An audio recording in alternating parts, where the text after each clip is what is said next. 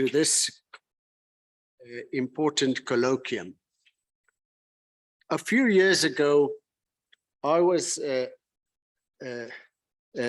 approached by the president, and he said that at the job summit the year before, the various stakeholders said that the transition of the South African economy from a high carbon economy to a low carbon economy is something which the stakeholders did not think should be left only to the government, that it should be something that everybody participates in developing the strategy and participates in implementing and making happen. And therefore, that job summit had recommended that a national commission should be set up, chaired by the president. So the president called me and said, you know, when I chair a commission, I normally appoint a deputy chair who does the work. So I said to him, as you know, Mr. President, I'm in blissful retirement. I've got lots of retirement activities. I'm not looking for a job. He says, well, that's very fortunate because this is not a job. We're not going to pay you for it, so it's not a job. And then he sent Minister Creasy to persuade me. She knows me from young days, and she persuaded me to do this thing. And I'm pleased that that I had undertaken this task, because it's a wonderful, wonderful forum that we have that brings together government and the NGOs and civil society, the trade union movement and business, to talk about how we do this transition. And it's a great platform from which government can consult with everybody else, and a great platform where everybody else can give government their views and their advice on this matter.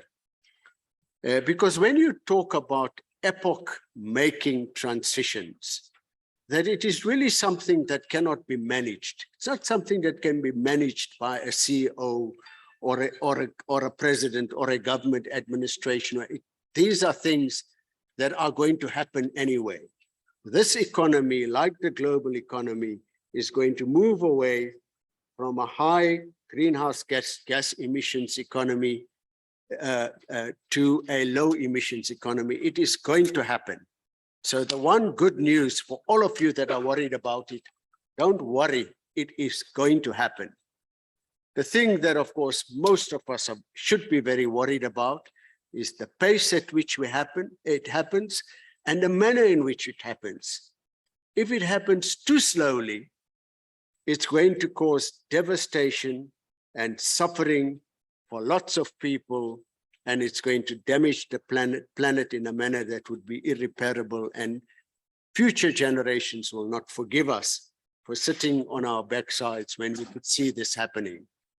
On the other hand, if it happens in a disorganized way, then you could well have the transition happening in a manner which does not take into account the need for economic growth, the need for social equity, does not take into account the fact that if we don't do it in a planned way, many, many people can lose their jobs. And of course, in South Africa, we're talking about in Mpumalanga, people can lose their jobs, families can lose their livelihoods, children are going to suffer, and those sorts of things. So if we don't plan it, because it is going to happen in any case, it can happen in a manner which is unjust. And therefore, we've got this forum, the Presidential Climate Change Commission, which tries to ensure that we do it in an organized way. And so you would recall that we gave very careful thought to what are the targets that we can set for ourselves, taking into account all these considerations. And we came up with the nationally determined contributions. Even that, we couldn't fix ourselves, and we didn't want to, and we were not required to fix to a particular target, but rather to a band, to an upper limit and lower limit. And that gives us the pace at which we would go, which all of us as society as a whole in South Africa, we're comfortable with that. The government has informed the United Nations about it and those sorts of things. So that was a big achievement. But how do we move from there? That's what we need to consider. And of course, one must say upfront that this consultation of stakeholders that we're having today takes place at a time when we are standing on a burning platform. There is no electricity in South Africa. That's the burning platform that we're standing on. Where I live in Johannesburg, we had 4 hours of load shedding last night and 4 hours of load shedding this morning. I left during the load shedding. That's a hell of a lot of load shedding. We are standing on a burning platform.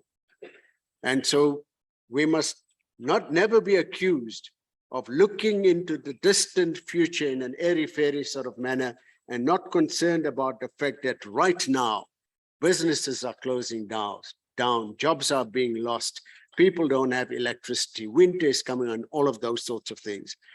So in other words, the transition to a low emissions economy is a difficult, tough, and messy job. And we need to be ready for that. I should at the outset mention that one of the new commissioners that we have that has joined the commission is Minister Ramagopa, who is the Minister for Electricity, and he's here with us today. And I'm sure, Minister, you'll be very keen to hear what the stakeholders have to say, because you've taken on the tough job. When I met the minister just before the meeting, I said, Minister, what made you do this? You know, and he said, well, somebody has to do the tough job. And we wish you well in this hard job. You will get all of the cooperation you need from the Presidential Climate Commission, and we hope that we can contribute to the success of the mission that you have. So today is a culmination of a year-long process of what is referred to as stakeholder consultations. Lots and lots of meetings and forums and workshops and discussions and seminars have been held, has resulted in a set of recommendations. Well, these are draft recommendations, which are up for discussion today.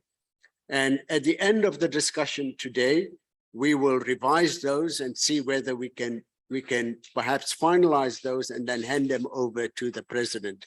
These are recommendations for the future of electricity planning in South Africa, and also recommendations that we would like to see taken into account in the revision of the Integrated Resource Plan, the IRP. You would recall that just over a year ago, the Minister Mantashe had invited the Commission to make recommendations and to assist in the revision of the IRP, so that's part of it. Now, I'm not going to give you a summary of what the recommendations are, but the recommendations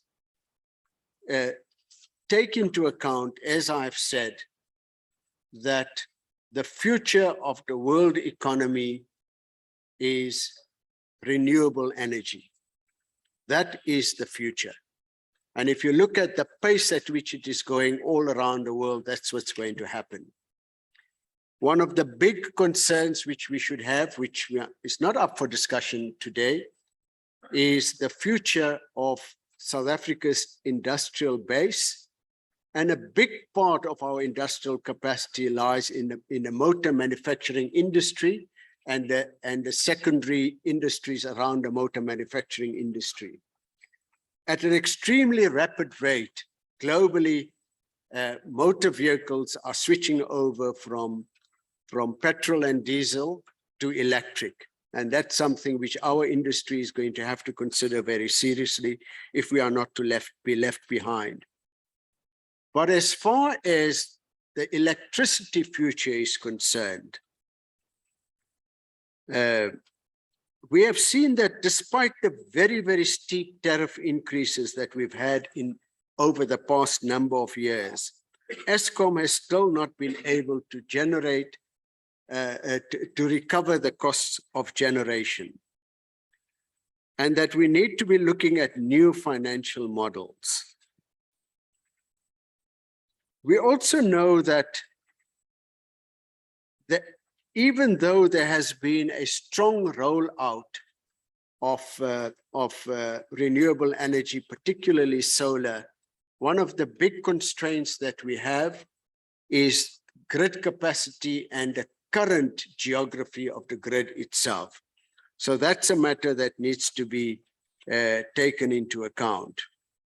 But one of the specific recommendations for the updated RP is to provide for 50 to 60 gigawatts of variable renewable energy by 2030, supported by co-located storage, and between 3 and 5 gigawatts of gas running at low utilizations in order to support peaking. So you will find that there's a mixture that is being recommended as such.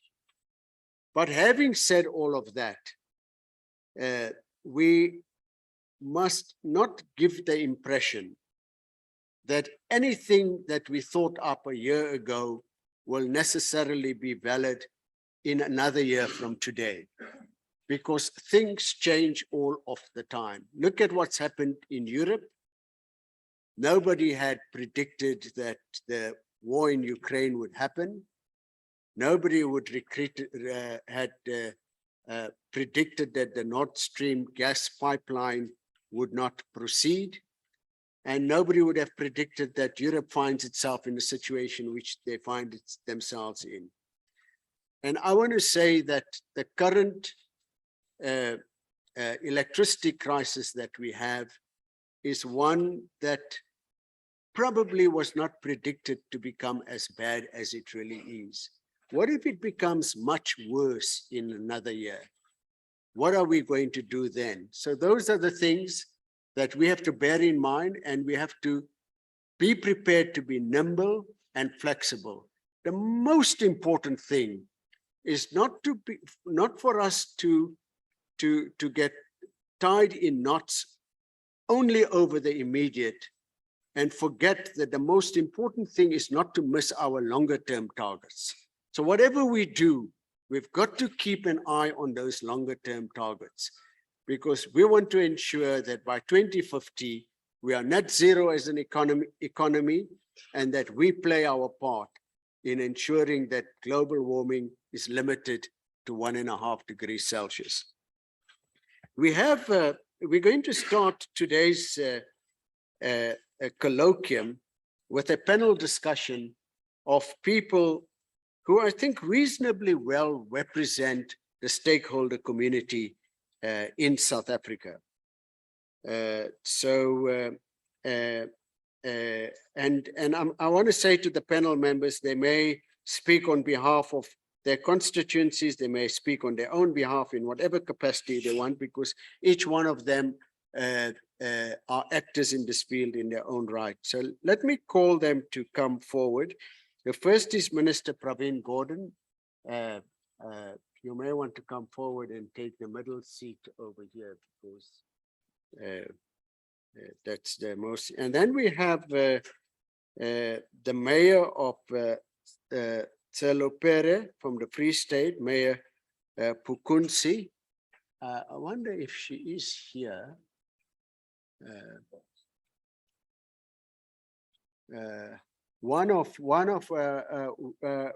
Welcome, Mayor. Mayor Pukunsi is one of our new commissioners, Minister. She's just joined us on the commission because we've had a lack of representation from local government, and we now have two mayors that have joined us.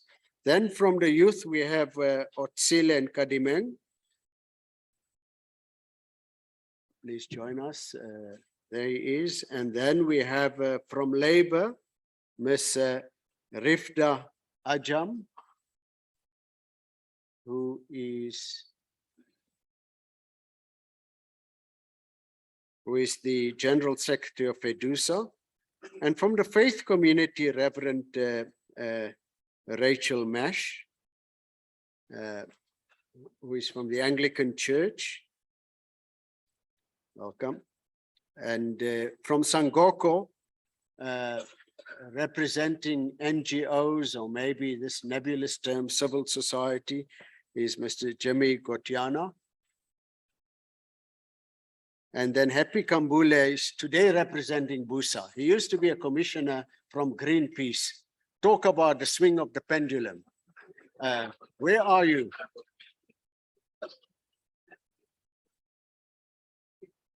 There he is, he's coming over. Well, he's trying. I want to see what you say today.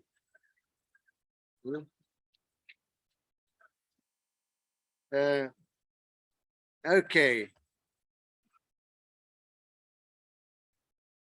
And then Minister Creasy, we've asked Minister Creasy, after listening to the panel discussions and everybody, to then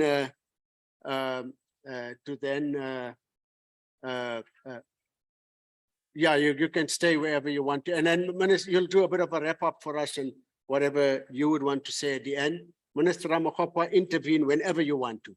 Just put your hand up. I know you're a new minister, but you're still in training. When you're a minister, you can speak whenever you want, at any time, under any topic.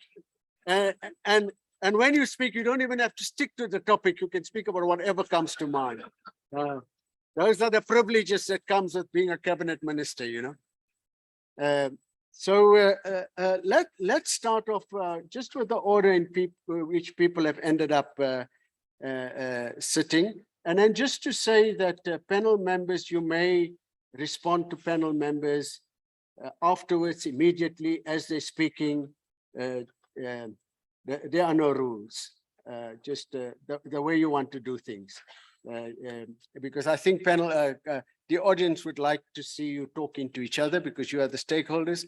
And then maybe after each panel member has had a chance to speak, we'll also give audience members to talk. Not necessarily to ask questions unless you have questions, but also just to talk and to participate. Mr. Gotiana. Here's the mic. You are the first. Yeah. You can be seated, I think it would be better. Yeah. Thank you very much, Honorable Chairperson and my leader. I call you my leader because we're coming from a past where in those days, you were one of those leaders that were a beacon of hope to our people. And we were still yearning for leadership of your caliber, even today, so that we could be led in a way that will usher in hope to our people. Thank you. Good morning to everybody and protocol observed. I thought that before I could even consider coming to this platform, I think it was important for us within the sector to look at the issues that are currently prevailing in our country. And I thought that to follow an academic fashion type of a presentation won't help. But I think it is important and of essence that somebody must speak from their heart. And I'm going to be doing that exactly. I here represent broader civil society. I'm part of the Nedlec community constituency. I'm part of the broader civil society network. And when we received this invitation, program director, we felt that I think it is important and incumbent on us as a sector that indeed we play our role. And the first thing that we do was to look at the recommendations and look at what is actually happening in the country. And there are two fundamental issues that we think they underpin what we want to achieve in our country. This just energy transition plan, it must underpin sustainable development. Two, it is imperative that it must be within the confines of social justice. Without those two fundamental elements, it will defeat the whole purpose of the Presidential Climate Commission to come up with something tangible for the country. Because one, we are talking here of how do we want to see electricity planning going ahead in our country.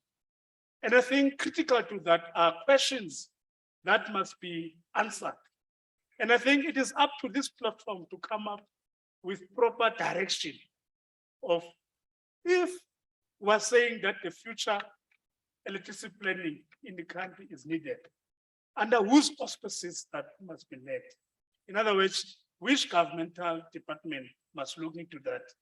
And two, who is going to be implementing that? Today, we've got a crisis in our country.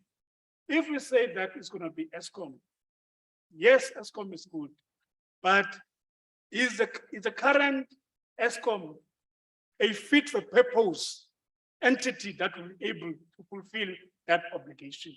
And I think these are some of the questions that we need to answer today so that the minister can follow a direction given by this platform. That's one. Two, we must look into other contexts which are happening in the country. The issue of climate constraints, the issue of socio-economic imperatives. Because I think, as the program director was already saying, that in other areas, if we're saying we're transitioning to a renewable energy space, what's going to happen with the coal value chain? Okay, because remember the coal value chain, it is where most of our people, are employed. It is where the poor, it is where the working class, they find joy. So we must look into those imperatives. And the other thing that is important for us that we must consider, what should be the role of the local government, the municipalities? What role must they play going forward? Because I think we are seeing some deficiencies within municipalities. The issue of admin, the issue of a skills base, the issue of a political will to ensure that things do happen in the country. And these are some of the realities that confront the country, which we think are very, very much imperative. So it therefore means that municipalities must play a critical role. The effects of COVID-19, everybody knows what COVID has ravaged our communities. It has caused so much harm to our people. So many people have lost their job. So what are we saying about the low income households, people who don't have, the means, to procure or to buy, just a token of electricity in our communities. So the issue of a free basic services, is required. Now, that kind of service must be addressed by the local municipalities. With the kind of challenges that are confronting municipalities, are they going to be able to fulfill that obligation? What are they going to be doing in ensuring that they do things in a way that will be advantageous to our people? So that's the kind of issues that we think are very, very important. So in the nutshell, Chairperson, what you are saying as civil society, we are very much happy with the recommendation. We support them 100%, but we feel that it should be within a restructured ESCOM. There should be a proper intergovernmental relationship. All these departments must work in unison so that they could fulfill the obligation that is required in the country. And last but not least, we need really to ensure that the just energy transition, is invested on our people. Human resource component must be looked in, ensure that we promote, women, youth, disability, all those sectors. The SMEs, they also to form part of the whole thing. It should encapsulate all those sectors so that it becomes one stronger issue that will address the challenges confronting the country. Thank you very much. Thank you very much. Thank you very much.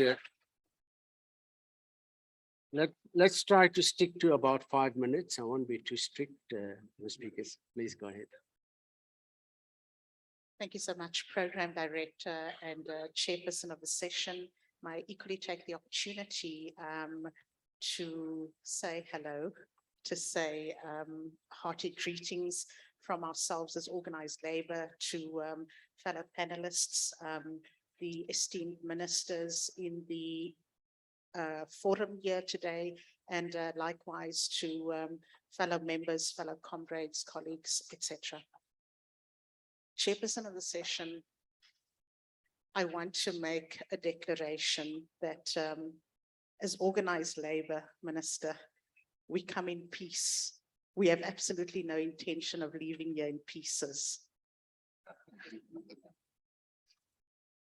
When we had embraced the process of a just transition, not just a just energy transition, but speaking about the transitions in terms of the holistic perspective. And Minister Creasy, I almost made the mistake of going into that process of identifying the ministers, because I remember Minister Vali Musa many moons ago at Parliament in the very same capacity. So it is an absolute fit for purpose in terms of the presence here. But when we speak about organized labor, when we speak about the fact that organized labor was instrumental in the Just Transition Pact that was signed 11 years ago, taking this entire process full circle, we want to emphasize without fear, favor, or contradiction that when we advance on this narrative, the intent is to leave nobody behind. When we speak about a just transition, justice must prevail in every single sense of the word. For every new job that must be created, in terms of the offset of the previous process, we must ensure that this particular process, Chairperson of the session, is encompassed with a transition that embraces skills. We cannot force our people into a system where they are not upskilled, where they are not reskilled, where they are not prepared for what the future entails.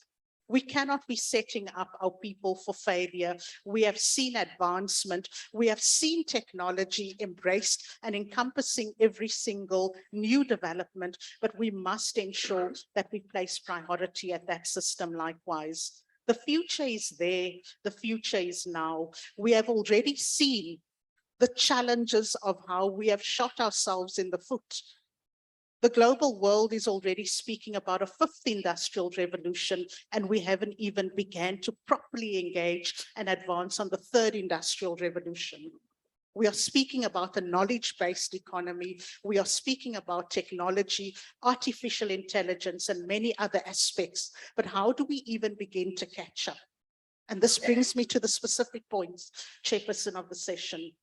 When we're dealing with this transition and the investments that is linked to it, Chairperson, I want to emphasize, and this is the part where the pieces comes into being, and we leave the piece behind just for a little bit. When we start with the engagements, it must be founded and grounded in the principles of trust. Without trust, we cannot move this bus and this humongous elephant forward. And when I say that on the principle of leaving nobody behind, I say this with tears in my eyes to everybody on the platform. When the Just Energy Transition Plan was presented to us, was tabled to us, it was already presented to the globe.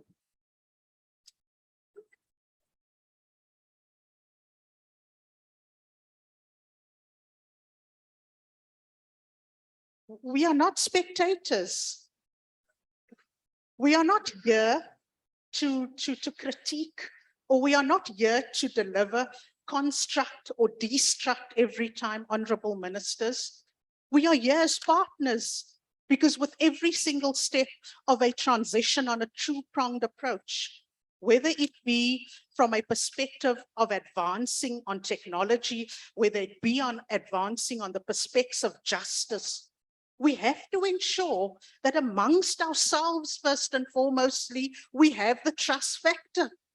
South Africa is known to have this deficit of trust on many factors. I don't want to go into history where, the media is informed about it, but the social partners know absolutely nothing of it. Then the tug of war continues. And we have to leave that narrative behind. Program director, I keep on saying minister. Forgive me. Round up also. So ultimately, when we're dealing with trust, we cannot be presenting to the world when South Africa and all its social partners do not have insight into what is happening. And it goes back to my notion of leaving nobody behind.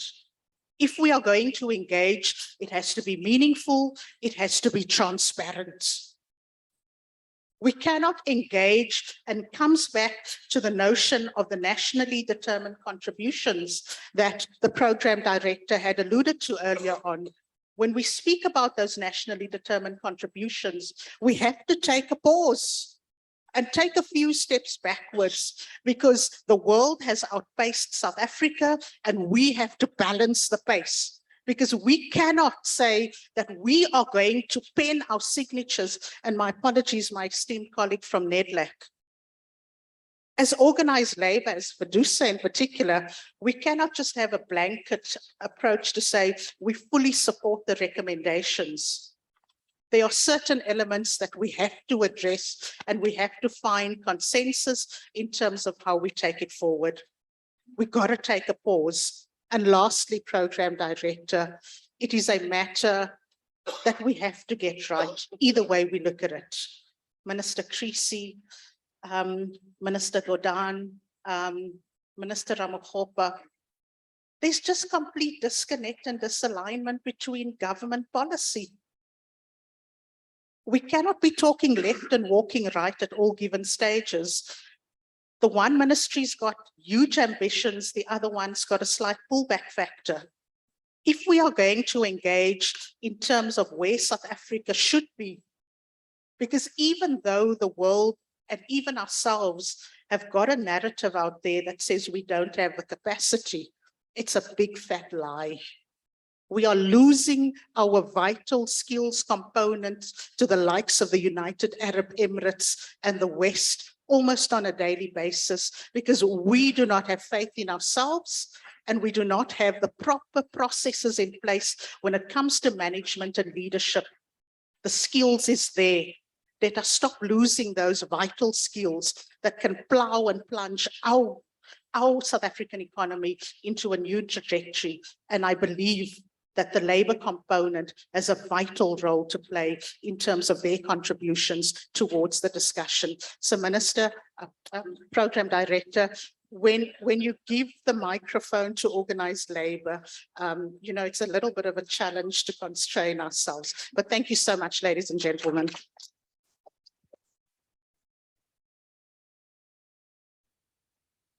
Thank you. Program Director, Honorable Ministers, PCC members, civil society, or protocol observed. Pope Francis said this: we must hear the cry of the poor and we must hear the cry of the earth. As people of faith, we are committed to stand for the poor and the marginalized. Proverbs 31 verse 8 says we must speak up for those who are voiceless, for the rights of the poor and needy. And so we must talk about health. The voiceless are those people whose health is impacted by air pollution. We must speak up for the old lady who is coughing her lungs out in the early morning, the child who cannot go to school because of asthma, the breadwinner who loses his job because he has lung cancer.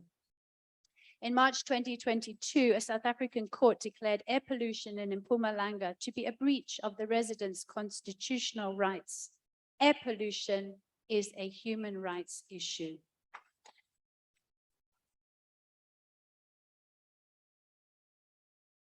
COVID killed a total of 6.8 million people globally. Every year, 8 million people die of air pollution.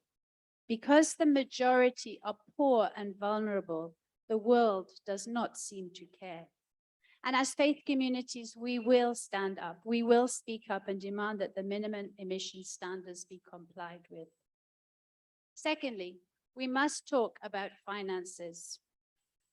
The Western Cape alone has just cut its health budget by 3 billion rand. And one of the things that is stated is because we are bailing out Eskom. Healthcare, education, crime prevention will be impacted if we continue to pour money into extending the life of ancient coal-fired power stations.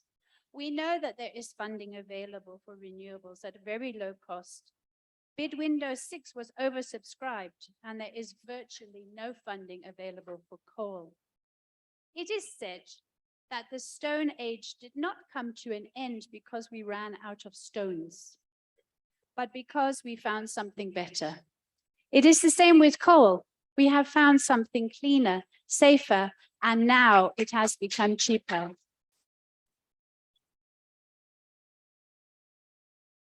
And what of our businesses battered by COVID, battered by load shedding, and now they will face being excluded from international markets who are introducing carbon border taxes to stop the import of products from carbon-intensive economies like ours. We cannot take on new nuclear, which would lock us into devastating debt. Faith communities have already taken us to court about nuclear, and we would do it again. It is not a choice between coal and load shedding. The choice is between expensive energy and cheap energy, between coal and healthcare, education, and crime prevention. Secondly, we must hear the cry of the earth. We must talk about climate change. Day zero brought Cape Town to its knees. 1 year ago, Durban was battered by a rain bomb that killed over 400 people and caused 17 billion rands worth of damage. We must recognize our contribution to climate change. Our per capita carbon emissions are on a par with Europe. Our electricity is some of the dirtiest on this planet. That is injustice. We are not only impacting on our own citizens, but on our neighbors. Malawi was devastated this year by flooding, Mozambique by cyclones, supercharged by warming oceans. This is injustice. We must recognize intergenerational injustice. We owe a debt to the future generations. A poster at a climate change march said, "You will die of old age. We will die from climate change." We cannot betray the younger generation by betraying our nationally determined contribution to combating climate change. And we must talk about truth. The truth will set you free. There is corruption and it must be uncovered. This last week has been a very sacred one for faiths in South Africa. We're celebrating Ramadan, Passover, and Easter. One of the key beliefs of Easter is that from death comes life. Sometimes you have to go down into the very darkest tomb in order for new life to come. We are in that dark place now as we hit level 6 load shedding with a bleak winter ahead. But new life is coming. Last month in March alone, 31 projects with a capacity of 1,300 megawatts were registered.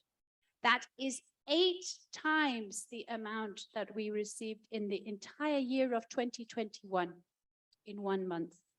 Change is happening and it can quickly become exponential if we reduce red tape and barriers. Can we be visionaries of this new life? Can we see South Africa become a leading producer of electric taxis, electric buses, creating an efficient public transport system, exporting them across Africa? Can we see every TVET college offering courses on renewable energy? Can we see huge hubs, not just installing solar panels, but producing them so we do not need to import? Can we see huge firms being set up for factories in Mpumalanga and Highveld, producing wind energy turbines, creating jobs, creating hope for young people. The oil industry spawned the 1%ers. It spawned massive inequality. Decentralized energy production can bring the profits of energy back to the people. We can see rooftop solar panels on every school, every community hall, every church, every mosque, feeding into the grid and creating sustainable income for generations to come. We have young minds. We have bright minds. Let us harness them.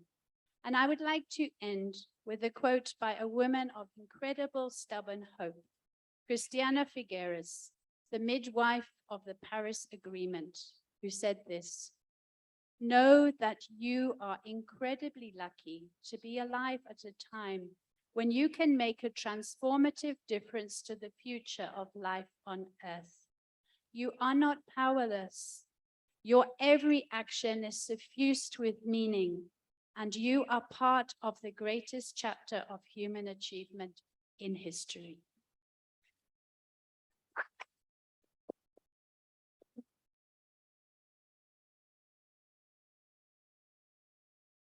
Program Director, good morning and thank you. Honorable Ministers present here, Minister Pravin Gordhan, Minister Tracy, Minister Ramokgopa, members of the PCC, commissioners, delegates of the colloquium, good morning, members of media. I am representing South African Local Government Association. And we have noted the recommendation by the PCC as South African Local Government Association.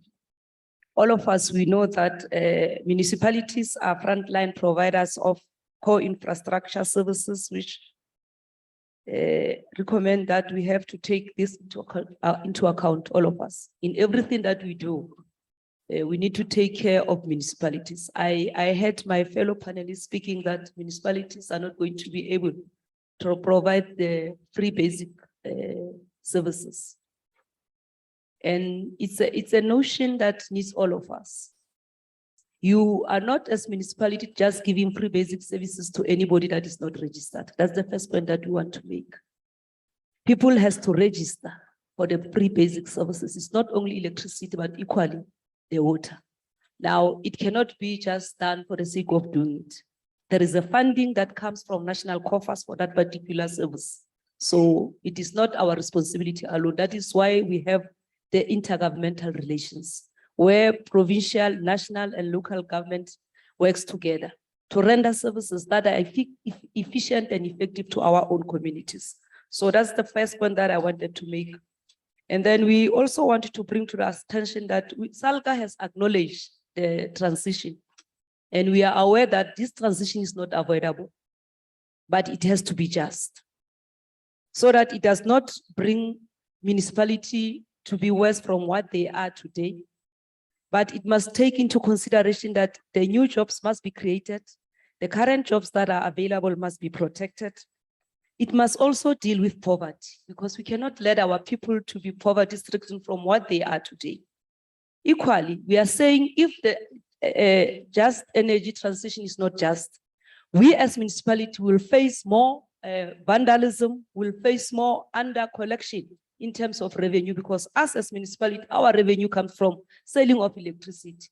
And our homes will be attacked by communities because they don't know PCC, they don't know anybody else, they only know local government.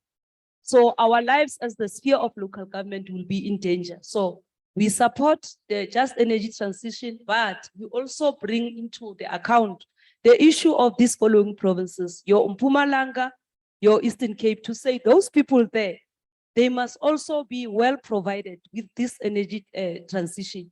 Everything that we are doing as local government, the first instance that we are doing in anything that we are doing, we take care of our own communities. Nobody will speak better for us and our communities than us as a sphere of local government.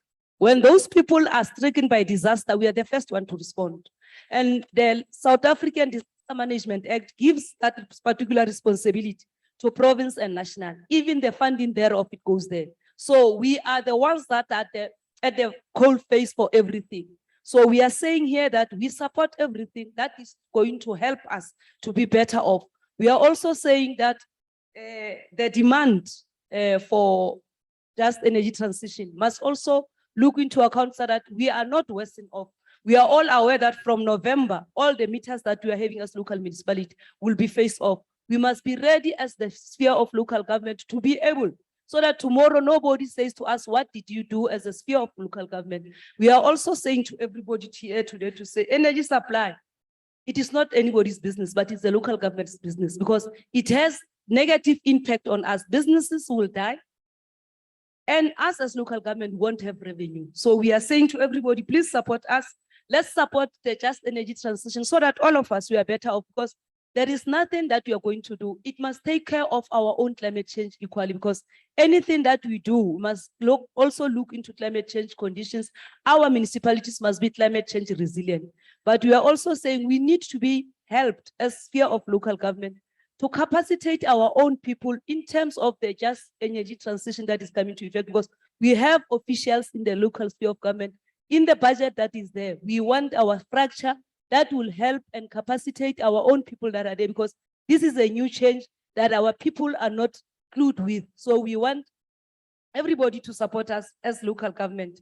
And then the other fact is that as when we choose this energy transition, the pathway provided by Security of Energy Supply that takes into account our climate change commitment and the need to grow the economy because it must not come and make us worse off as and when we are stricken by disasters, our municipality and the whole South Africa is nowhere to be found because all of us, we have seen what happened in Port Shepstone.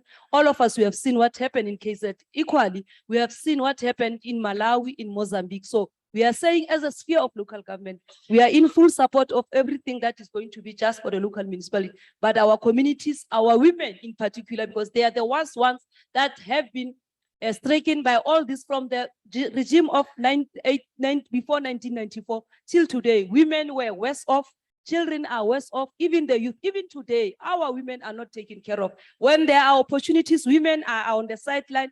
They are not involved. So we are saying we are lobbying and advocating for our women in our municipality to be empowered and be in a better position in everything that is going to happen. Our women in our own communities, because they are the sole providers in their own communities. So all these things must happen in a just way. That's what we are saying. And fundamentally, local government agree and support the fact that the energy efficiency and demand side management are easy.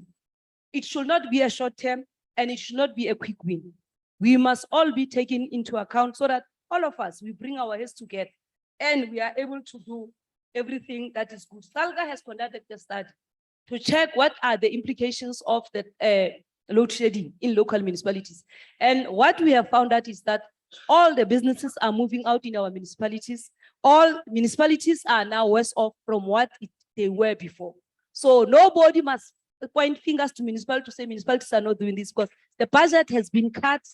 And it is not only at local sphere of government. We as the local sphere of government, we are expected to collect revenue. 90% of revenue must come from us. We are only giving 10% from the national sphere of government. So we are pleading with everybody here to say, work with us as the local government sphere and let's walk the talk. Let's not come here and make some unfounded statement, but let's walk the talk. All of us here, we belong to local government. We belong towards that needs to be better off. Let us not come here and lash the local government, but let's help local government to be a better sphere of government for the betterment of all South Africans. I thank you.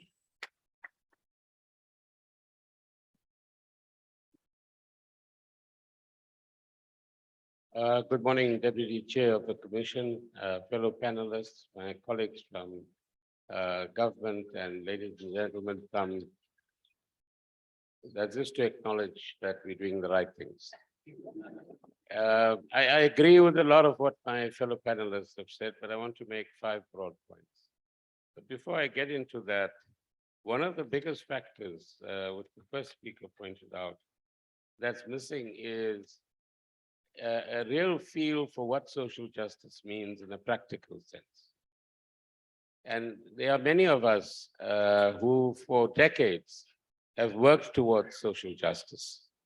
But today, we are being undermined in that process, and we are not taking the kind of courageous stands that we need to take when greed and corruption is undermining the search for social justice in South Africa, but in the world more broadly as well. And so it's much of our energy is about how do I advance myself rather than how do I advance all the people, both of South Africa and the world more generally. And I think this theme, Deputy Chairperson of the Commission, must underpin much of what we are saying about climate change as well. They are nice words, nice concepts, and nice ideas. But below that, as I will point out in a moment, is the element of economic competition between countries. As one of my colleagues pointed out from the panel, Europe is using trade as a tool to fight developing countries and to ensure that we don't export what we used to export to those sorts of countries as well. But we are quiet as developing countries. We're not on the same competitive field. We don't show any muscle towards the developed world to actually command their attention. So yes, we are being pushed on climate change, and we're pushing ourselves as the PCC on climate change as well, and responding as South Africans should to what is an essential challenge for humanity as a whole, and for South Africans as a whole as well. But it happens on a very unequal playing field at the moment. So firstly, what are the areas of agreement? The areas of agreement is climate change is a huge danger to humanity. And that if we don't act in a urgent sense, but also in a consensual way, we will lose our opportunity to ensure that we place South Africa and Africa as a continent on the right kind of footing. That carbon emissions need to decrease is commonly accepted. How we do it, when we do it, and what mechanisms each country uses has become a lot more open today as a result of the war in Europe. And we need to take those factors into account in the South African context as well. We've also agreed almost a year ago that the energy sector, electricity sector in South Africa is the biggest contributor to carbon emissions, over 40%. And that is why the focus is on the electricity sector to the extent that it is. And it played a major role in determining what the PCC came up with as the NDC for COP26. We also made a global commitment through Minister Creasy at COP26 and the President as well, in terms of what South Africa will attempt to do and the kind of just energy transition path that we would actually follow. But we are also finding ourselves in a position where we need to more sharply distinguish between what is our strategic goal and what are the tactics that we're going to use to actually achieve the strategic goal. So the goal is very clear. We need by 2050 to ensure that the global warming doesn't go beyond 1.5 degrees. How we get there has become a lot more complex as a result of both global developments and South African factors, which the chair mentioned earlier on. So let's build on the areas of common agreement that we have. And then the second point is, what do we need further agreement on? So let's agree that the South African reality, as various speakers have described, needs to be more sharply taken into account. Secondly, we are and will remain as partners and as South Africans in this common fight that we actually have. Thirdly, let's make sure that we have a clear plan, which will have to be adjusted from time to time. No plan lives for 30 years in the same form. It will have to take new contingencies, new developments, new technologies into account as we go forward. So nonetheless, let us have a plan building on the current reality, both the constraints and the opportunities that we have for a just energy transition in South Africa. But as many speakers have pointed out, planning is one thing. Doing something with that plan is quite another. And we as a community of people who have common concerns need to get some of our feet in the ground attempt to bring about some of the changes that climate change demands of us. And from those changes, we will learn what works and what doesn't work. If we sit in boardrooms like this all the time, we will have an academic discussion of a very high order, but we will not be able to impact on reality on the one hand, nor are we going to learn lessons about what actually works on the ground on the other hand as well. So I hope that at some stage, we're going to find agreement that we need to get into action mode and what that actually means. But we also need to shout a lot louder, not only at the COP meetings, but in between those meetings as well, at the developed countries in respect of their responsibilities. And that voice is not being heard sharply enough from all of us. In other words, as was already raised, who is going to finance all of this? Where is the money going to come from? South Africa might have some additional capacity to many African countries or developing countries more generally, but it does not have the capacity to fund all of the changes that need to take place in relation to climate change. What responsibility is the developed world taking for funding climate change and adaptation programs that are needed more urgently in some of the island states, for example, compared to even the challenges that we have in South Africa? And we're not putting enough pressure in that sense. So there are areas, Chair, that we can find agreement on under your guidance as we go forward. And we've already started talking about rooftop solar and what the experiences of Vietnam are. And Mr. Ramakopa is becoming quite an expert on the Vietnamese story as well. The third point is energy security is important, both in the short term and in the long term, as has been pointed out in the opening remarks. So we need to, at all stages, continuously keep in mind, how are we going to meet the energy requirements, both of our citizens, small businesses, and big businesses as well, as we go forward. And take into account the current ESCOM reality, that it cannot, at this point in time, seem to consistently produce more than 23,000 or 24,000 megawatts, whereas the demand is closer to 30,000 and beyond almost every single day during peak hours. And what Minister Ramakopa is working on, and we are working on with him, is how do we cover that gap? Because that is an existential question as we sit today. It's not tomorrow's question. It's yesterday's question and today's challenge that we need to take into account. And the IRP 19 needs to be modified so that we take into account these new realities. But perhaps the most urgent thing is, how do we get the quickest input of new megawatts into our system yesterday, if you like, because without 4,000 to 6,000 more megawatts availability of new energy as urgently as possible, we're not going to cope with the immediate requirements, whether it is at a local government level, at an industrial level, or at a household level as well. So that reality is certainly something that we need to work on. The fourth point is that there's a new global reality arising from the war in Europe. And they're quite comfortable making all sorts of zigzags in terms of their planning in relation to energy security and the just transition as well. But want to still dictate how we should do things and meet their requirements. Now, that discord between what we are required to do in order to get to world markets and also what they are required to do and are actually doing amounts to do what I tell you to do, not what I do, right? And that's what Europe is telling us. Don't do what I do, just do what I tell you to do. And that is something that we must decide as South Africans, whether that kind of lack of dignified approach to us is a justifiable one or not. But the reality is war has changed the energy scenario.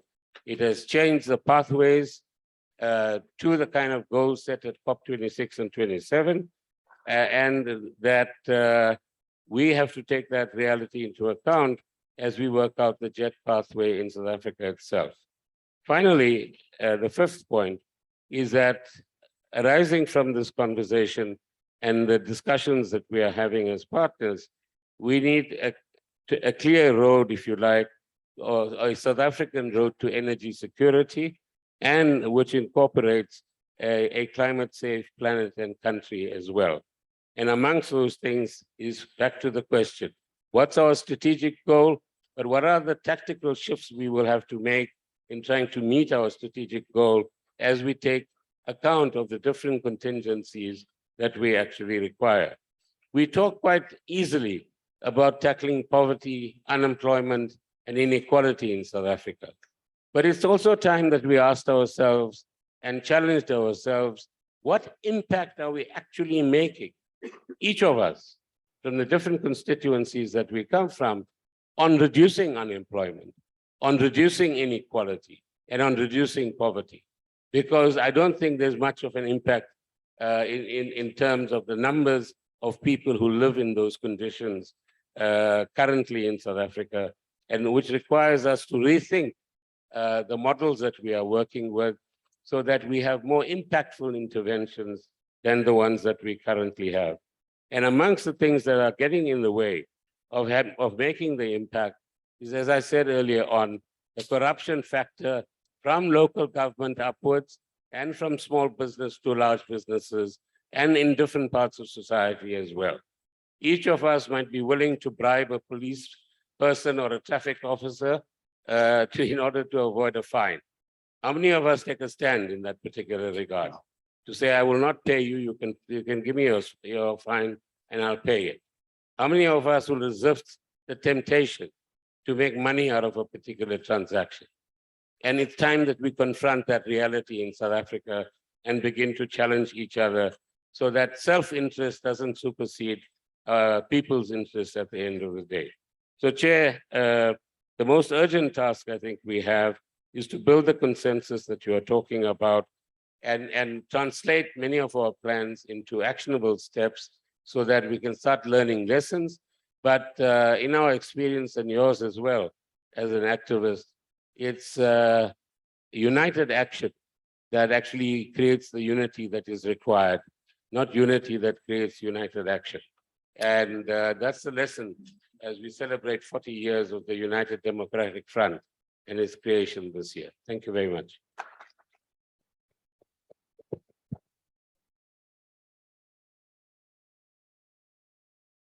Thank you. Am I audible? Yeah. Thank you, Deputy Chairperson, members of the Cabinet, the Republic, commissioners of the PCC. Thank you so much for this opportunity to be seen, to be heard, and to be felt. I have a few talking points that I'm supposed to cover, but I think there's something that's very important to talk about in relation to the conversations that are going to be happening here. And that is the reality that young people, not just youth, but younger youth, high school going youth, school going youth, are absolutely terrified. We're absolutely terrified because all of the brain capacity in this room, many of you know each other, many of you have had these conversations, yet where have we gotten? We've seen, we've heard, we watched. Now we're seeing the future that we're going to get being completely squandered. Now, the question of corruption, let's be very clear here. We as very young people recognize that small-scale corruption isn't the reason why we have a failing state utility and we're failing to respond to climate change and the economy is collapsing on itself. And many of us are told, if you want a prosperous future, don't look in South Africa, go to New Zealand, Australia, Britain, go to the West. That's not small-scale corruption, that's large-scale corruption. That's not happening on our level, but it's happening on a much higher level and a higher scale.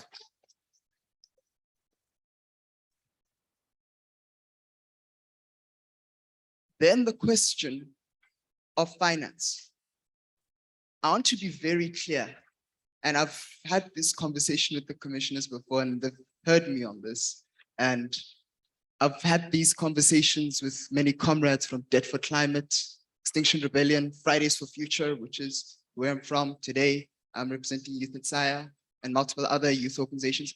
The question of finance is that really where we as young people are is that the transition in itself, if it's going to happen, it mustn't happen in a way in which the money that we're given will be crippling our ability to have a future and to develop South Africa into a nation that is able to cater for all who live in it.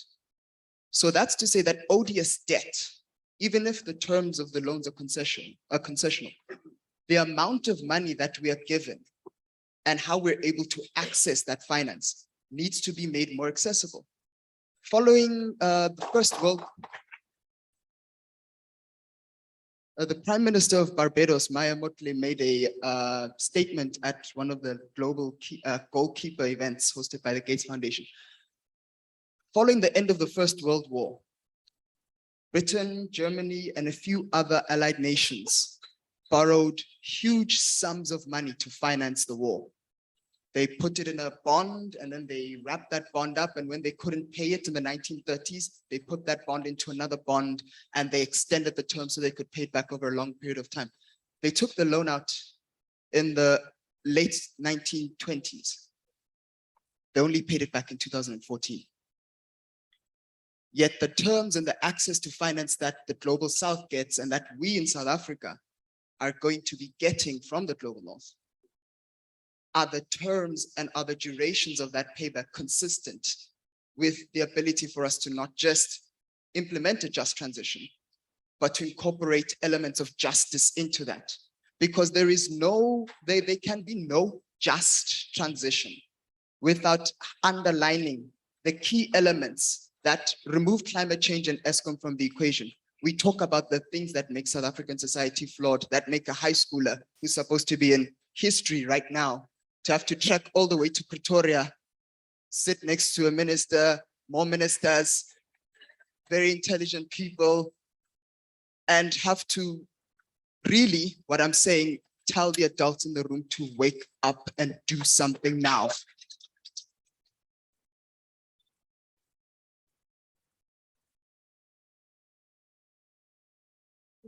Now, I'm not saying that for applause. I sound nervous. That's because I am, and I'm scared. I'm not scared to be here, and I'm not nervous to be in front of you. I'm scared and I'm nervous for what's going to happen. We must forget that this is a human issue. This is about lives here. We can look at what private sector wants. We can look at what different people in the global economic system want. But ultimately, we must recognize that when we're talking about dealing with climate change, it is a people-centered approach. It starts and ends with the people. And so, if it means I, as an activist in South Africa, must help coordinate a campaign in Washington to get the US Congress and President Biden, or in the UK to get Prime Minister Sunak, or wherever else in the world I have to communicate with other young activists to get their governments to change the terms with which they negotiate with the Global South, then so be it. Don't sacrifice 1.5 and addressing climate change for the sake of what is really going to be short-term economic growth. I love the expression the Reverend used. The Stone Age did not end because of a shortage of stones. The current IRP brings on 1,500 megawatts of new coal capacity generation onto the grid. This conversation is obviously going to lead to a new one. And then we're going to talk about the fossil fuel industry and their impact, how they're going to transition quickly away from selling us a lot of coal and exporting coal to just gas. And then they're going to hold on to that. And then we're going to go from fighting coal to fighting gas. And then from there, where else do we go on to? What's next? The reality is that sustainable, renewable energy, your wind and your solar, are affordable. They are what we can access now in South Africa. The private sector wants policy. The private sector and private markets want policy predictability. Now, that policy predictability can still exist in a context where the ambitions and the targets that we set help us to get where we need to be. It would help them realign their position, gather the finance that they have, because rich people are always rich, and put it in the specific industries and areas where we need it. But I will underscore this. And I started with corruption, and I'm going to end with corruption, then I'm going to end with a quote. The ideal system right now, if we keep Eskom in the mix for this transition, is that the money must go from the people who are going to give it to us, from the global north, because they owe us that historical debt. The money must go from them directly to the institutions or companies that will be implementing the transition. And the former CEO of Eskom, Andre Dreite, said himself, I don't want the money to touch Eskom. And I don't think any South African is comfortable with $8.5 billion touching Eskom's coffers.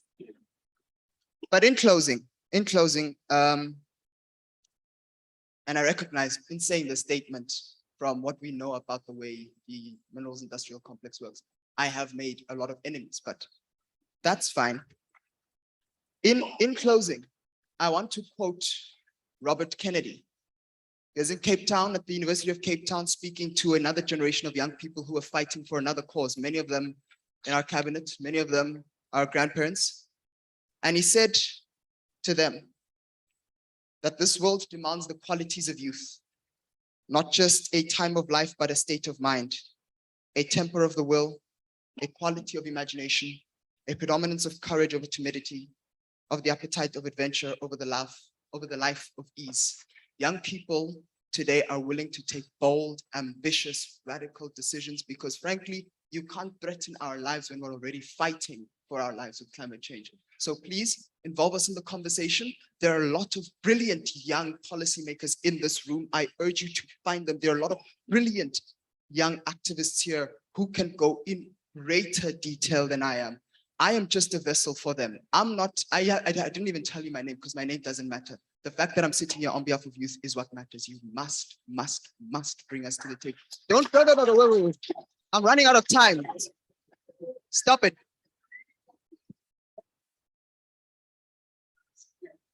Because let me let you in on this, and there'll be a lot of people who will challenge what I say. When we look at the progression of human society, it has always been the youth who have propelled us forward. In this dangerous time that we're in now, it would be a great era to leave young people out. Thank you.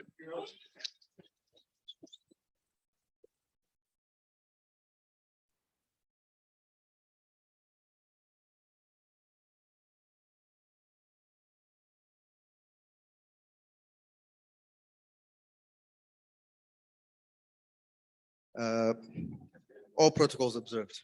Wow. And it's not only to say wow to what I'm just following, it's also because a lot has been said, right? And from being from organized business, some of what I wanted to say is already reflected, but I want to just take a moment and appreciate the caliber of young people that South Africa is breeding, right? We have to. What I will say is nothing close to trying to say that that we should be considering private sector as good or bad. What I'm going to talk to is the work that's been done. What I'm going to reflect on is the fact that we actually need to get to a point where we stop this antagonizing relationship that we have as South Africans. We're meant to be working together. When South Africa burns, it doesn't just burn one house, it burns everyone's house.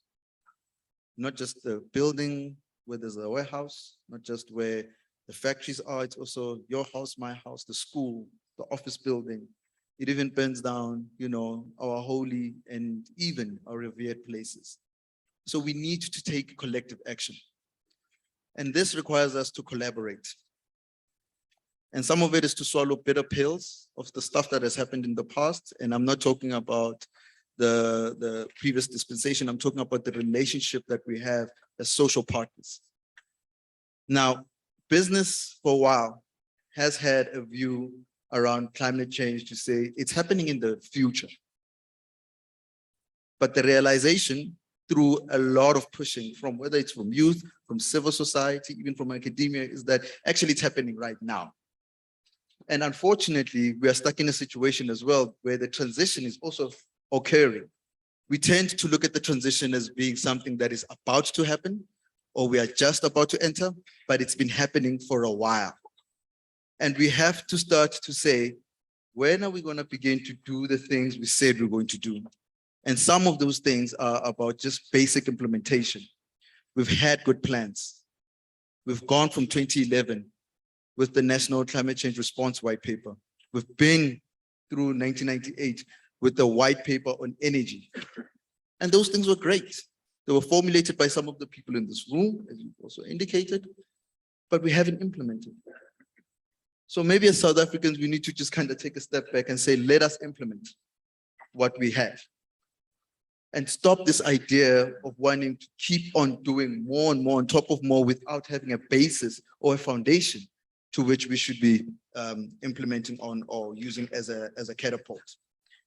Now, the minister indicated, and I think the gravity of what he was saying doesn't sit in the room clearly, is that he basically said that we had capacity, or right now we've got capacity, probably 32 gigawatts, or rather we've got demand for 32 gigawatts, and at some point in time, we either have 24 or 28 gigawatts of power that we can satisfy that demand. But we're moving from a situation where we thought we would be at 50 or 52. We're moving from a situation where at some point we had 44 gigawatts of energy readily available. Something is going on which is destroying our energy capacity, which is destroying our inherent capacity as a country. And it's not only about electricity, it's across the board. And I think you've heard as well, whether it's a situation in municipalities, whether it's a social situation, whether it's the behavior that we are exhibiting as society. Now, when it comes to climate change and the just transition, business took a step and said, look, we have to find a place in this craziness and this complexity. And business then said, we're going to come together and we're going to think about what it's going to look like when we move ourselves into a net zero pathway in a just manner.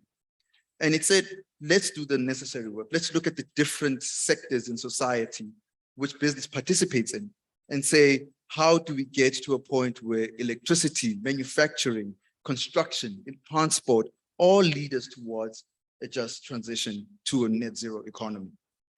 Now, we had 10 takeaways from those, and I would like to reiterate them. And I'm very happy that the recommendations from the electricity document also reflect some of these, but I just wanted to mention them again. The first one is that we need to expand and enhance the electricity transmission grid. There is no way we're going to be able to get to net zero, and there's no way we're going to have a multi-competitive market without a functioning, stable transmission grid, which is also fit for purpose for bi-directional and the multitudes of the kinds of services that it needs to provide. We don't need 4 to 6 gigawatts of renewable energy. We need 3 times more. We need to roll out an aggressive program of new capacity and as well as peaking capacity, be it gas, be it pump storage, or be any version of dispatchable power that is which is fit for purpose for that time. In the context of moving into a net zero, we understand that electricity is just but a component, and it's also encouraging that everyone is reflecting that. The railway system that we have and the infrastructure needs to be enhanced, and it needs to be made fit for purpose in line with moving a large portion of society towards modal shift, meaning that we need to be using more public transport. We need to electrify. This is in turn going to allow us to do 2 things. One, reduce the cost of transportation, and the other one is to decarbonize, because that is also an ultimate aim. In that, it also addresses the spatial planning concern that we have. And that's one of the recommendations that come out of the electricity recommendation, is that we actually need to look at spatial planning in the short term. And that's what one of the key areas of convergence, I think, is we need to highlight.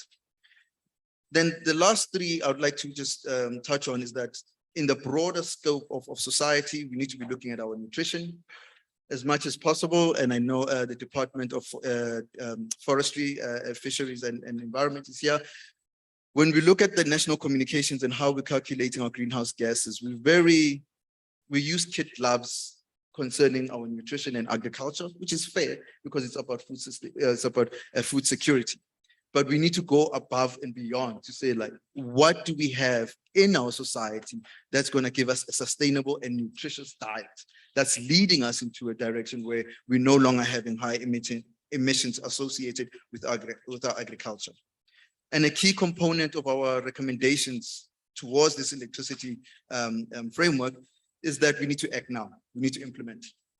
There's no more time for talking. We need to implement, and we need to go so that we are able to front run the transition to a net zero economy. And one of the last areas, Chair, that I would like to just point out from the recommendations that we also have on our own is that we can't run away from the international standards. We can't run away from the international movement towards decarbonization. The whole world is undergoing a transition. The thing that's happening in Europe is just a blip in a transition. And we can't use that as an excuse to move backwards. South Africa cannot afford to backtrack, because if we do backtrack, we become increasingly uncompetitive and we're going to be left behind. Just as much as we are being left behind internally between the different groups of society, we might be left behind internationally. And that's not a place that we need to go to. Over to you.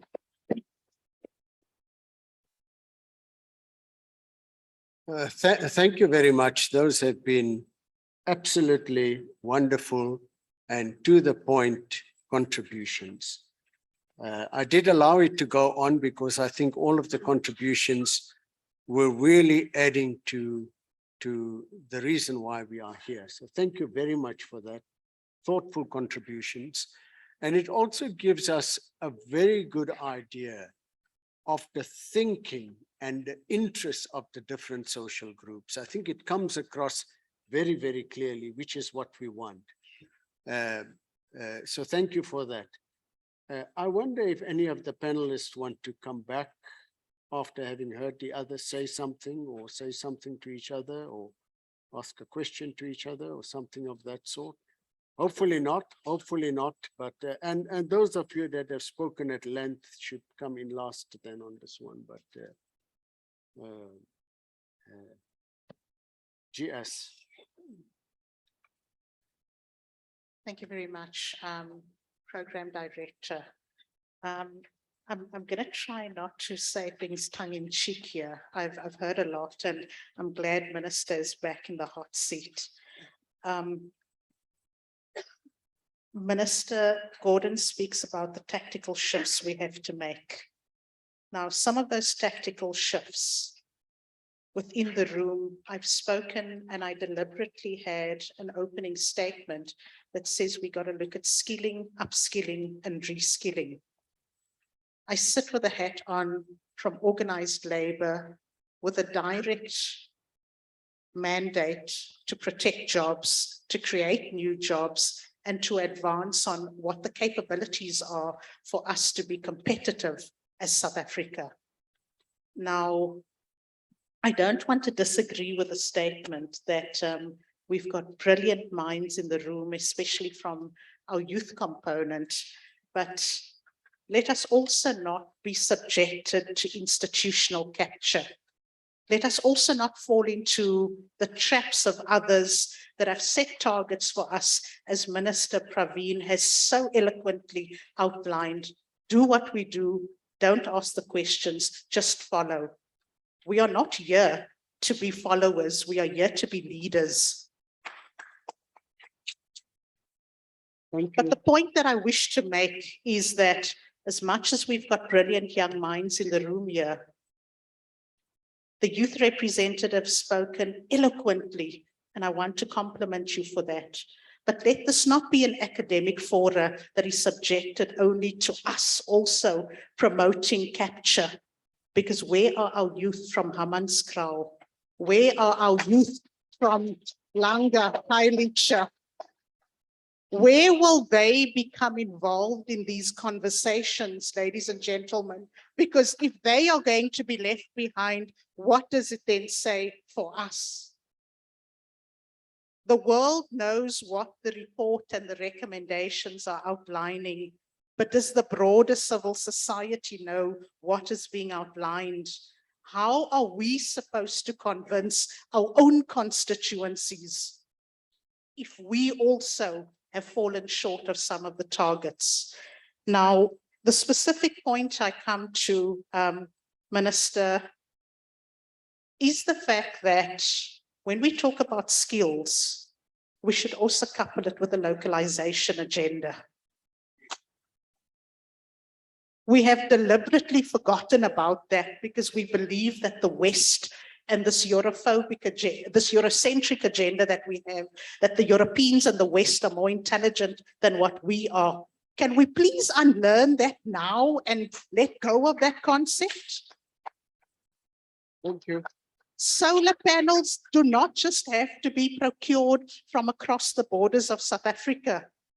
And Minister Gordon has mentioned it earlier on to say, when we talk about these elements, how do we advance it in terms of our contributions towards job creation, the elimination of poverty, and equally so inequality?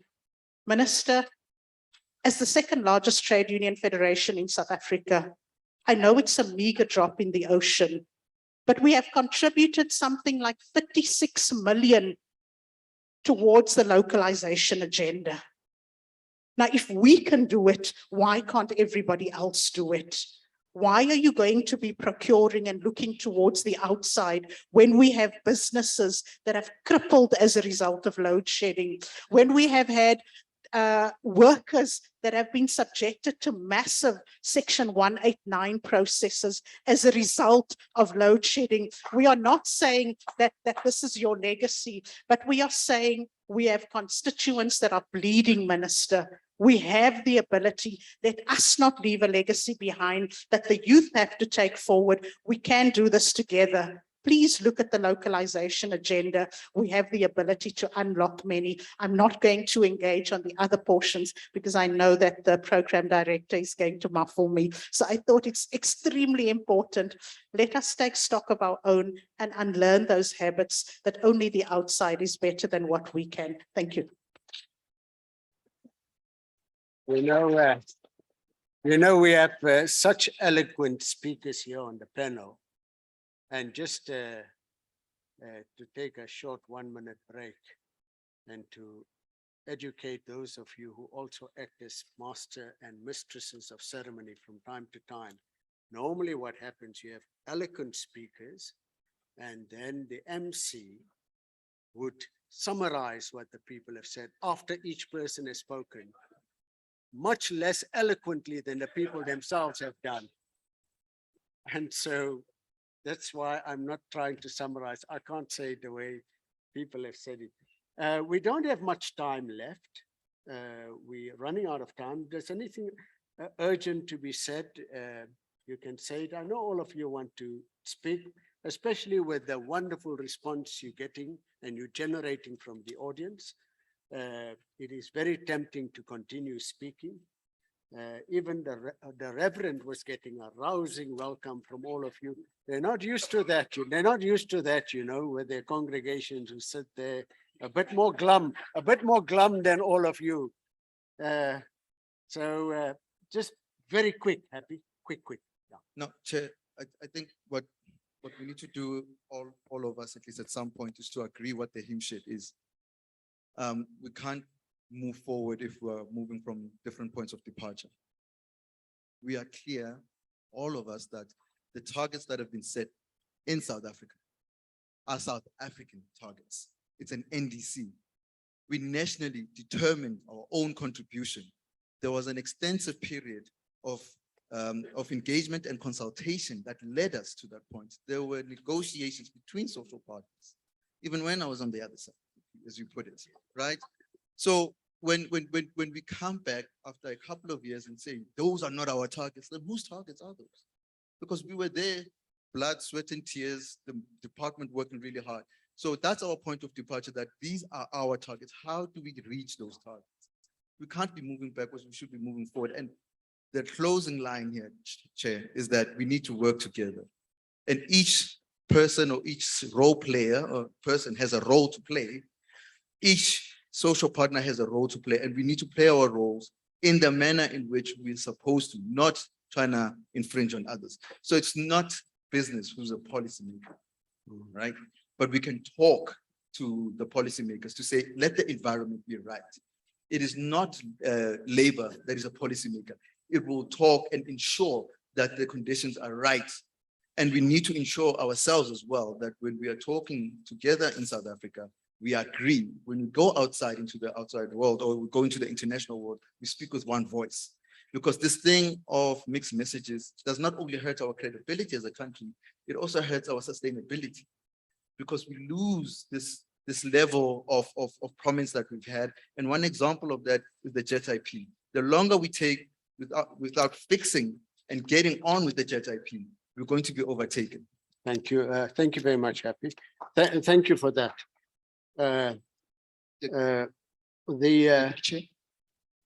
Yes, Otsila, I know you want to speak, but you're the only person for whom I've got a question. So I'd like you to answer the question. I'm sure you got a lot on your mind. You made a point which I hear the youth speaker in these sorts of sessions all make the same point, that old people have run out of ideas, that they are not the ones that are going to inherit the future, that if you talk about corruption, it's not young people who are corruption, it's us, the old people, who are the corrupt. All of that is correct. And then you say, and then your punchline is give young people a chance. Give us a chance. We're capable, we're intelligent, etc., etc. Now, my question is, why is that question being asked? Because, you know, in the struggle against apartheid, from the 1976 uprisings onwards, young people brought down the apartheid regime. They were not asking the older people for permission. Give us a chance to fight against apartheid. Give us a chance to bring down the regime. They were doing it. And what is the psychology of this thing where young people are not taking charge? They're waiting for older people to vacate their seats. You're going to wait forever. Maybe not that long, because older people won't last that long. But you're going to wait for a long time because people don't vacate their seats. And why is it that young people are not taking the charge? I looked at an interesting statistics the other day from Stats South Africa. It's a few years old, 2019. If you look at the South African age cohort, 2/3 of all South Africans, of the entire population, is under the age of 34. 2/3. And 1/3 of the entire South African population is under the age of 14. 1/3. So people like, you know, the MC of this meeting are really a rarity in the minority. And those are the people that should be taking charge. And many of the people that I speak to, of my sort of colleagues and old comrades and all, they say, what's wrong with the young people? Why are they not taking charge like we did? So you ask, give us, why you're not allowing us to take charge? And the young people of today are useless. They're not taking charge. They're not interested. They should be taking over. Just talk to me a little bit about why are you guys not taking over? I mean, are we that scary? I mean, really? A very important distinction there is, let me start with this. I don't know which young people you've been talking to, but the ones I know are taking charge. The ones I know are taking charge. But what's important, and I hope it addresses the question, there's a key difference. Your job was to your generation toppled an entire system, toppled an entire government that was oppressing the majority of the people in this country. We are fighting a government that is supposed to be supporting us.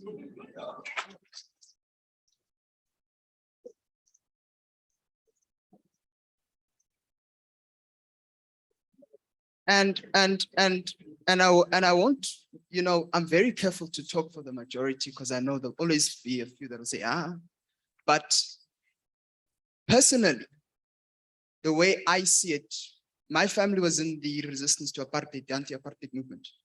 So for me to have to come to the immediate decision that no, I need to take the minister out of his seat and put someone else here. I need to drag the ANC out of government in a very, very, oh, I said a party's name, sorry. I have to drag certain individuals out of power. It's not just, no, but let's be serious about this. It's not just one party. It's an entire system. It's a system-wide rot that exists. And so young people, maybe you don't see us active in that sphere because we're talking amongst ourselves, trying to say, not trying, actually saying, what does our 1994, which is 2024, what is that supposed to look like? And that's what we're doing at the moment. That's what I in high school right now, I'm the executive director of a youth nonprofit, a youth voting advocacy group that is going to register, that is planning to register a lot of Gen Zs ahead of the 2024 election, because we recognize that maybe you think that we aren't engaging the political system, but behind the scenes, watch 2024 and watch what happens. But my last point is this. Okay. Breathe regular, everyone, don't worry. I have come up here and I have lit a fire under a few individuals and a few organizations and a few people. That does not mean I don't want to talk to you. Because whether I like to admit it or not, the ministers in cabinet, the people in this room who are commissioners, you all have a level of experience that I and other young people will only attain after having done the job for a while. I'm not against you. I am not the enemy. I may sound like I want to drag you out and I may sound like I am against you vehemently, but what I am against are the actions that are happening at the moment. And so no clapping. And so what I want you to take away is that youth are leading. We're not leading where you're watching, we're leading where it's important for other young people to see us. We're preparing ourselves. And the second thing to note after this is that, yes, we're upset, and yes, we will say it to you directly, but that does not mean you and I are enemies. I personally believe that if I had to sit down with Minister Godano, the commissioners of the PCC, Minister Creasy, Minister Ramkopa, even you, Deputy Chair, if we had to sit down for an hour and have a conversation, we'll find out that there's far more that unites us than that which divides us. Thank you. And I hope I answered. Thank you. Thank you very much.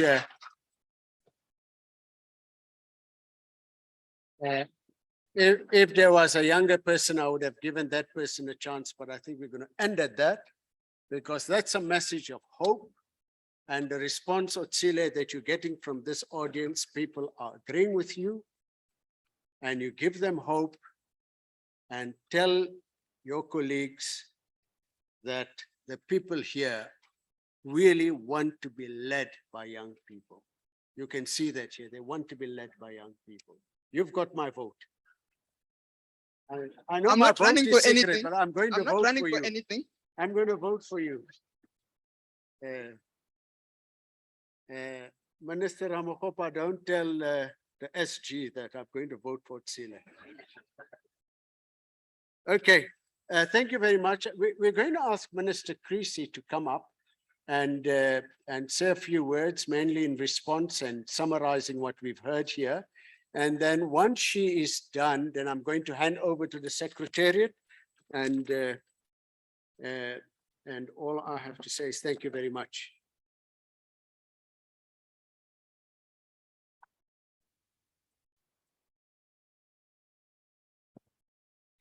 Thank you very much to the Deputy Chair of the Climate Commission. And let me acknowledge my fellow ministers, our panel that I think was really fascinating to listen to, and all of you ladies and gentlemen who've taken time out of your busy lives to join this important colloquium today. You know, to speak after Valley it's what they call in politics, receiving a poisoned chalice.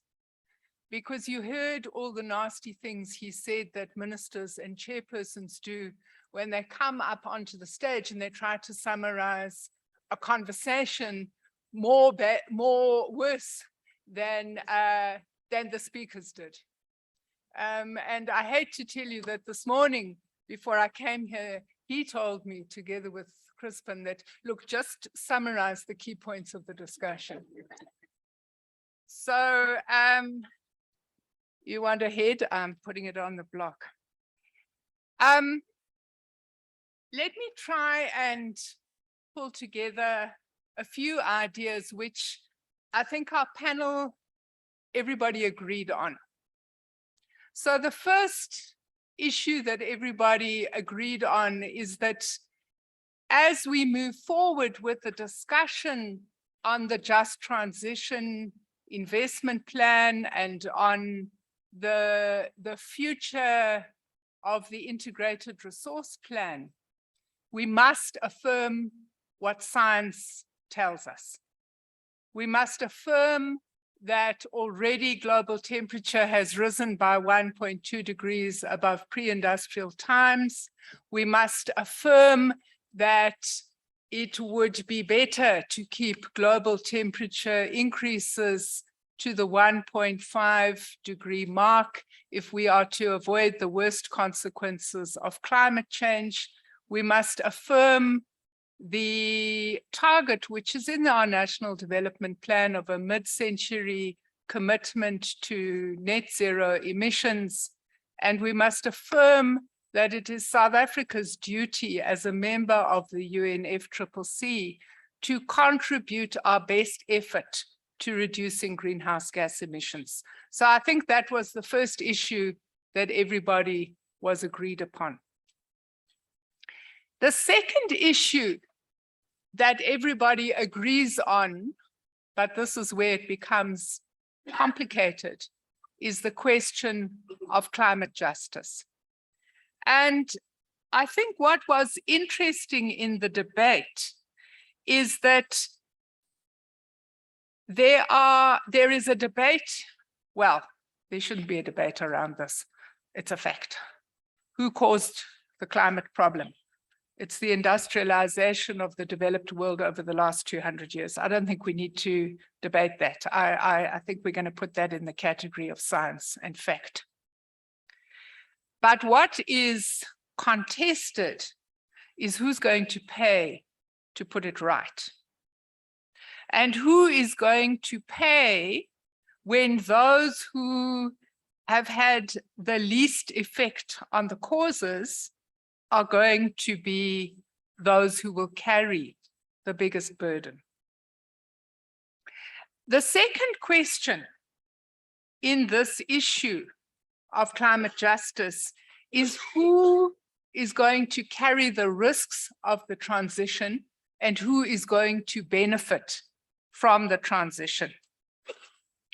And I think in this regard, there are really three areas that we have to look at.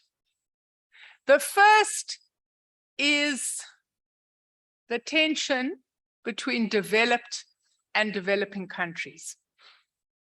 So the UNFCCC, the Paris Agreement, says that developed countries have a responsibility to finance the transitions in developing countries.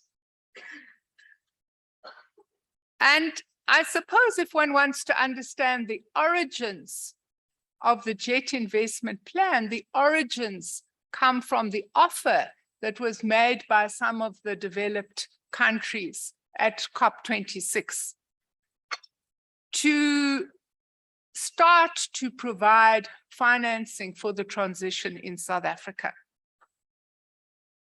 Now that offer, in my view, is part of the obligations that those developed countries carry as a result of their being signatories to the Paris Agreement and as a result of their having caused the problem that we face at the moment. they're not doing us any favors. It's part of their obligation. The question then arises in the South African domestic context, who will benefit from this financing? And I think the panel has spoken very eloquently about the fact that there are those who are outside of the existing system. Those who are workers and communities in the coal value chain, those who are subsistence agriculturalists, women and their families, all of those sections of our society that are going to be impacted on by climate change and who are going to carry the risks of the transition. And there's a very strong voice coming that those communities, those South African communities, must be beneficiaries of the transition. And they must be beneficiaries not just in terms of the projects and programs themselves, but the society as a whole must benefit from new forms of industrialization and wealth creation that will help us deal with our triple challenges of poverty, inequality, and unemployment. But then there was a very, very powerful voice that came from Utsile, talking about the intergenerational climate justice issues.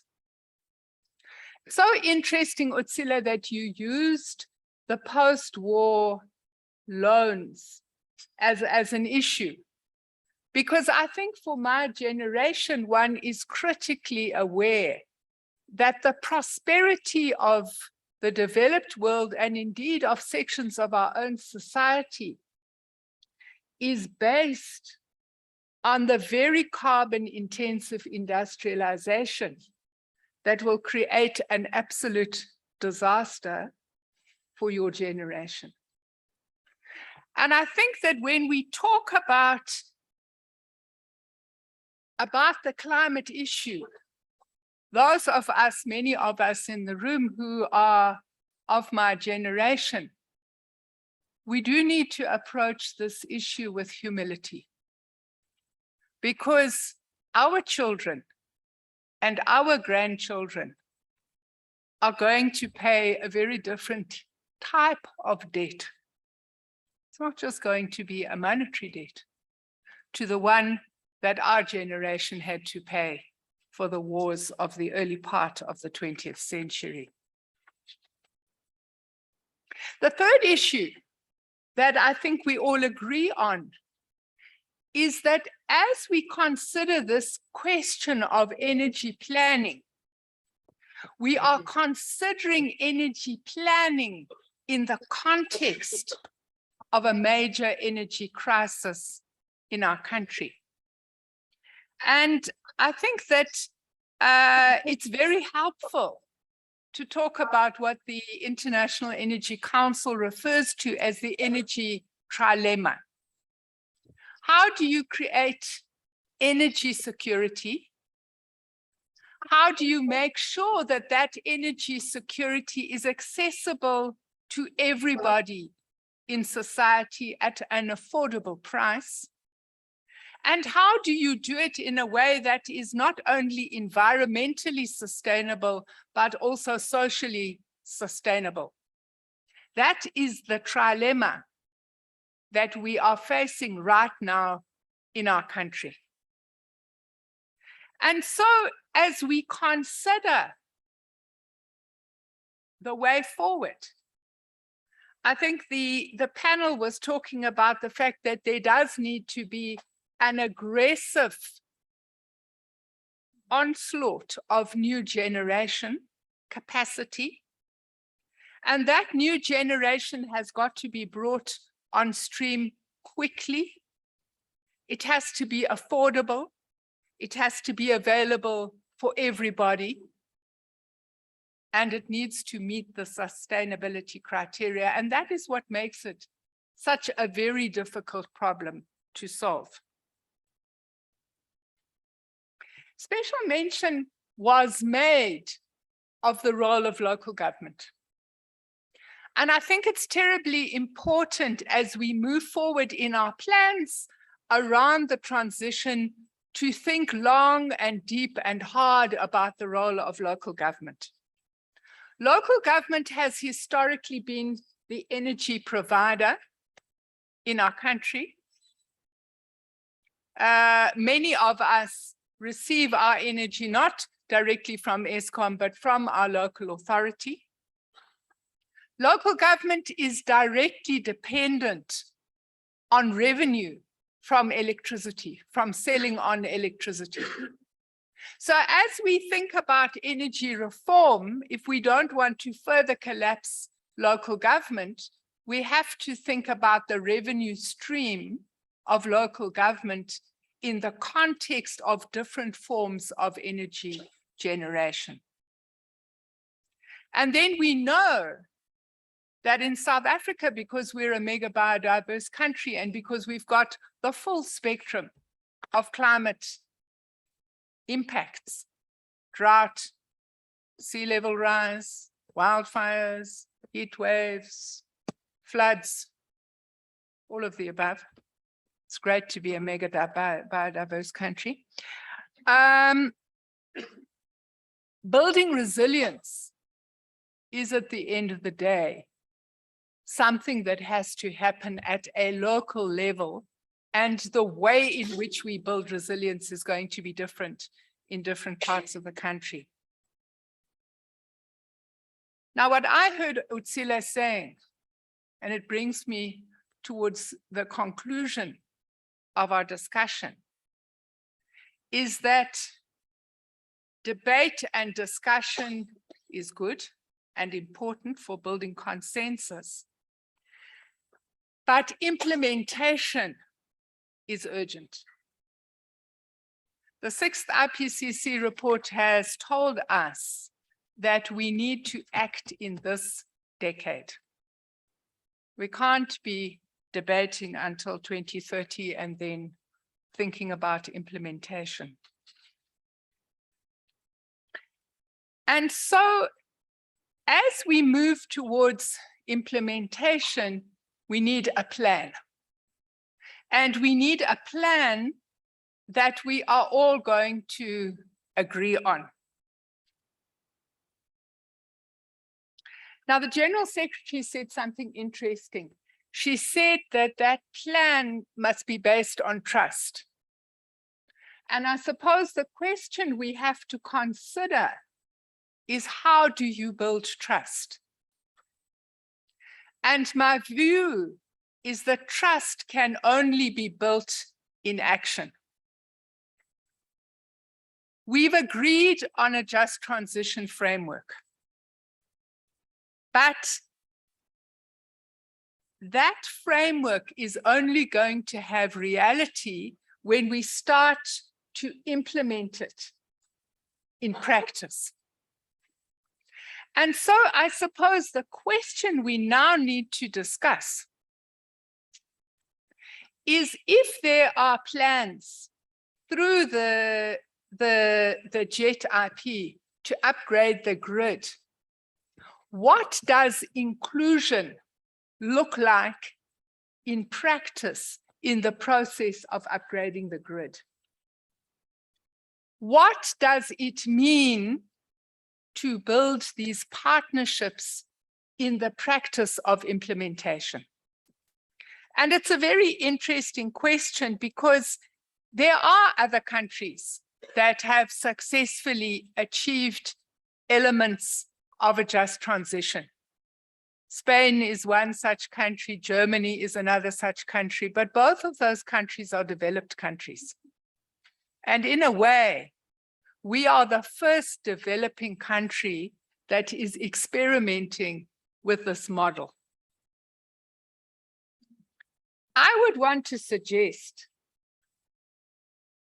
that instead of different sectors debating with each other about what we don't know and what we don't understand,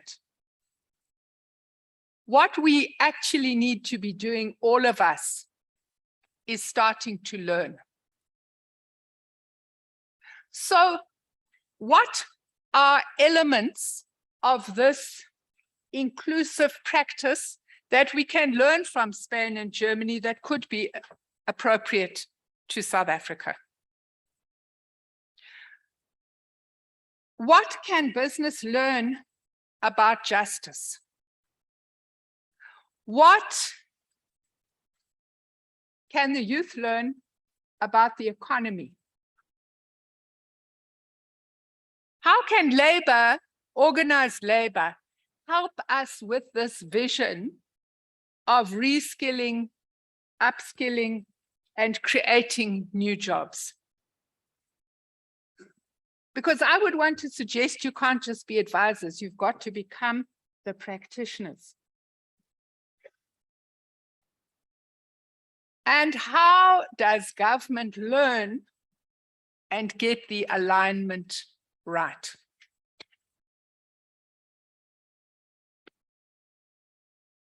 Reverend Marsh, I really loved your quote from Christina Figueres. We are not powerless, but we don't have time. Can we roll up our sleeves and get moving? As my favorite shoemaker would say, let's just do it. Thank you very much.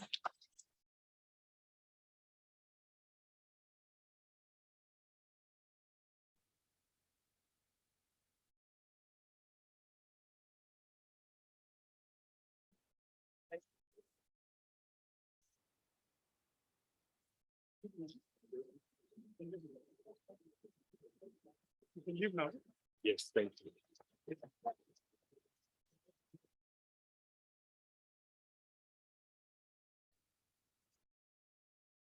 Good morning, everybody. My name is Steve Nichols. I work in the Secretariat and have been leading some of these stakeholder engagements. And I'm just going to quickly introduce the breakout groups and then release you for a break. But I wanted to make a quick comment on my experience having been involved in these stakeholder engagements over the last year. And the first one is we all want the same thing. We're all after social justice and justice for people. And so we're all on the same team fighting for the same goal. And the second is, and it really came out so beautifully in the panel, is this is a conversation about optimism and stubborn hope.